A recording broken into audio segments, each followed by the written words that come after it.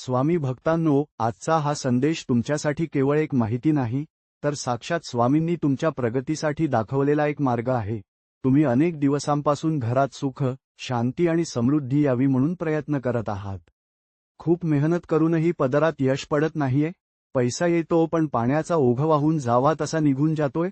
घरात विनाकारण कटकटी होतायत. मग बाळा, आता चिंता सोडून दे. कारण येणारा हा गुरुवार तुझ्या आयुष्यात भाग्योदयाची नवी पहाट घेऊन येणार आहे.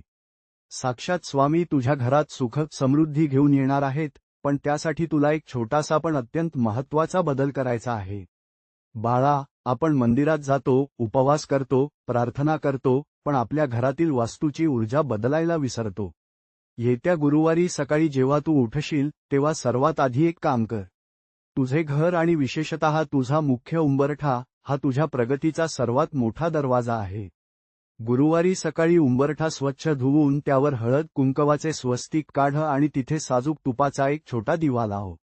हे स्वस्तिक केवळ चिन्ह नाही, तर ती साक्षात सिद्धी आहे जी तुझ्या घरात नकारात्मकतेला प्रवेश करण्यापासून रोखते. ज्या घरात उंबरठ्याची पूजा होते, तिथे गरिबी कधीच पाऊल टाकत नाही. दुसरा महत्त्वाचा बदल म्हणजे तुझ्या वाणीतील गोडवा. गुरुवारी दिवसभर कुणाशीही भांडू नकोस, कुणाचीही निंदा करू नकोस. तू जेव्हा शांत राहून श्री स्वामी समर्थ या मंत्राचा जप करतोस, तेव्हा तुझ्या भोवती एक दैवी वलय तयार होतं. स्वामींना बाह्य डामडौल नको असतो, त्यांना हवा असतो तो तुझा शुद्ध भाव. गुरुवारी दुपारी 12 वाजता स्वामींच्या समोर बसून शक्य असल्यास स्वामी चरित्र सारामृताचे वाचन कर किंवा फक्त नामस्मरण कर. त्या क्षणी तुझे सर्व अडथळे दूर करण्याची शक्ती तुझ्या घरात संचार करेल.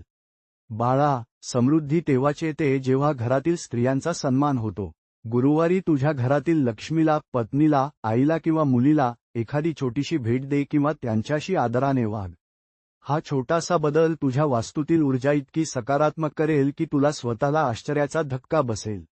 पैसा टिकत नाही ही तक्रार आता संपणार आहे. कारण तू जेव्हा कर्माने आणि भावाने शुद्ध होतोस, तेव्हा मी स्वतः तुझ्या घराची बरकत वाढवण्यासाठी तिथे वास करतो. येत्या गुरुवारी नैवेद्यामध्ये स्वामींना प्रिय असलेले पिठलं, भाकरी किंवा एखादा गोड पदार्थ अर्पण कर आणि तो प्रसाद स्वतः आनंदाने ग्रहण कर. हा गुरुवार तुझ्या नशिबाची बंद कवाडे उघडणारा गुरुवार ठरणार आहे. तुझा विश्वास हाच तुझा सर्वात मोठा उपाय आहे. भीती सोडून दे, कारण तुझ्या घराचं रक्षण आता साक्षात अक्कलकोटचा राजा करत आहे. जा, आता तयारीला लाग. हा गुरुवार तुझ्या जीवनातील सुवर्णकाळाची सुरुवात असेल. भिवू नकोस, मी तुझ्या पाठीशी आहे.